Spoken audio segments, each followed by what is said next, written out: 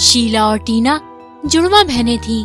हालांकि दोनों की शक्ल हूबहू मिलती थी, मगर एक गोरी थी तो दूसरी सांवली। बचपन से ही अपने बाबूजी की लाडली दोनों लड़कियां बहुत बातूनी थीं।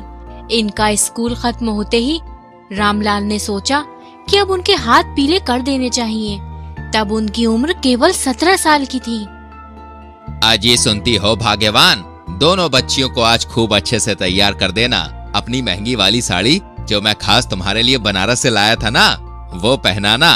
आज मेरी चांद के टुकड़ों को लड़के वाले देखने आ रहे हैं। विवाह की बात सुनते ही शीला शर्मा गई और अपने कमरे में चली गई। वहीं टीना काफी गुस्से में थी।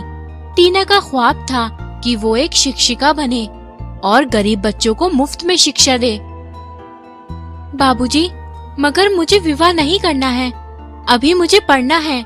मेरी सभी सहेलियां आगे पढ़ने का सोच रही हैं। बेटा टीना, हर चीज की एक उम्र होती है।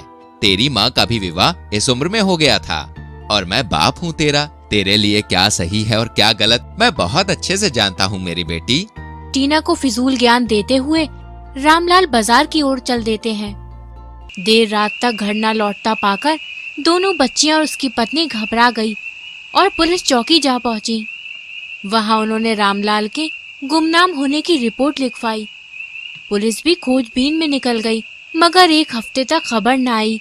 ऐसी आशंका जताई गई कि शायद रामलाल बाढ़ में बह गया। 1 साल बीत गया। अब बच्चियों को अपने बाबूजी के बिना रहने की आदत सी हो चुकी थी। एक दिन, आज तुम्हारी बुआ रिश्ता लेकर आने वाली है, थोड़ा ढंग के कपड़े पहन लेना। अरे माँ, तू खामखा इतना परेशान होती है। बुआ तो ऐसे ही परेशान करती है। अचानक दरवाजा जोर जोर से खटकने लगता है। इतनी सुबह सुबह किसने दस्तक दी? देख जरा दरवाजे पर कौन है। टीना ने दरवाजा खोला तो बुआ के साथ साथ और भी कुछ लोग अंदर आ गए। राम राम इमली बहन सा। राम राम, आप कौन है? जी मैं इस गांव का सेठ हीरा लाल हूँ और ये मेरा छोड़ो है। हम यहाँ आपकी टीना के लिए रिश्ता लेके आए हैं। और उनको बैठने का संकेत देते हुए टीना को चाय बनाने के लिए रसोई में भेज दिया। बाबूजी का मौत का जिम्मेदार टीना खुद को मानती थी, क्योंकि उस दिन टीना ने उनके साथ बदतमीजी की थी। इसलिए वह एकदम शांत हो चुकी थी और माँ को नहीं खोना चाहती थी। अब टीना 18 साल की हो चुकी थी।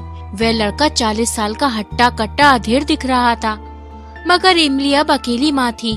उसके ऊपर 2 जवान बच्चियों की जिम्मेदारी थी। अरे इमली, मैं ये रिश्ता टीना की भलाई के लिए लाई हूँ। वह बहुत खुश रहेगी वहाँ। लड़का काफी सुलझा, सुशील और अमीर है घर का। मगर देखा जाए तो टीना से शीला 1 मिनट बड़ी है, इसलिए पहले शीला के विवाह का प्रस्ताव क्यों नहीं लाई आप? अब क्या कहूँ इमली, मैंने शीला की ही बात की थी, मगर उसके रंग दबने के होने की वजह से सेठ जी ने टीना को ही पसंद किया। ये सुनते ही शीला बहुत दुखी हो गई और टीना से अंदर ही अंदर जलने लगी थी, क्योंकि बचपन से ही हर कोई सिर्फ उसे पसंद करता था। उसने विवाह का प्रस्ताव स्वीकार कर लिया और विवाह 1 महीने के अंदर रख दिया गया। 1 महीने के बाद टीना की शादी हो गई। शादी के कुछ साल बाद ही उसके पति की एक्सीडेंट में मौत हो गई और टीना विधवा हो गई। उसके ससुराल वाले टीना को अपनी बेटी से बढ़कर मानते थे। ये खबर सुनते ही शीला मन ही मन खुश हो रही थी। शीला का भी विवाह हो चुका था और उसकी एक छोटी सी बच्ची भी थी, मगर टीना के मुकाबले गरीब घर की थी। वह घड़ियाली आंसू बहाने टीना के ससुराल पहुंची। कुछ महीने बीत गए, मगर टीना अब भी जिंदगी से नाराज और अकेलेपन से परेशान रहती थी। टीना के ससुराल वालों ने टीना का मन बहलाने के लिए उसे शहर में पढ़ने के लिए भेज दिया। ये इसके ससुराल वाले पागल तो नहीं हो गए माँ? एक विधवा लड़की को पढ़ने बाहर भेज दिया। वहाँ कुछ गलत कर लिया इसने तो हमारी नाक कट जाएगी। तू चुप रह टीना, अब तो जलना बंद कर दे मेरी बच्ची से। इतनी कच्ची उम्र में क्या कुछ नहीं सहा उसने। मेरी बच्ची अभी सदमे में है, उसे इसकी जरूरत है। मैं तो खुश हूँ कि उसके ससुराल वाले इतने अच्छे हैं।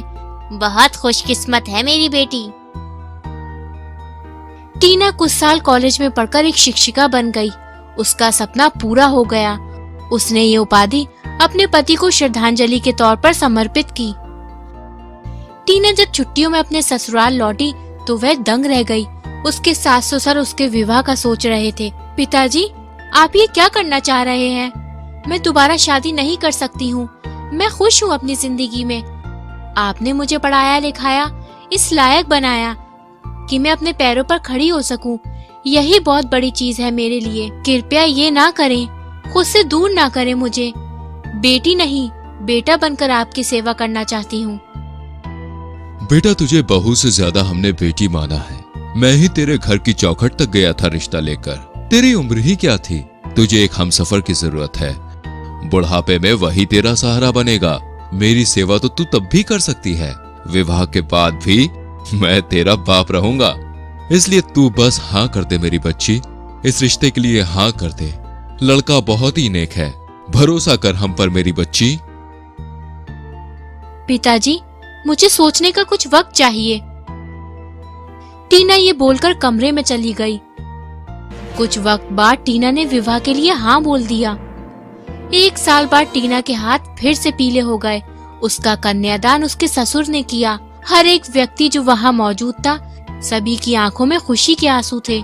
टीना को ससुराल के रूप में एक और मायका मिल गया था और सेठ के रूप में एक बाप जो उसने बचपन में खो दिया था।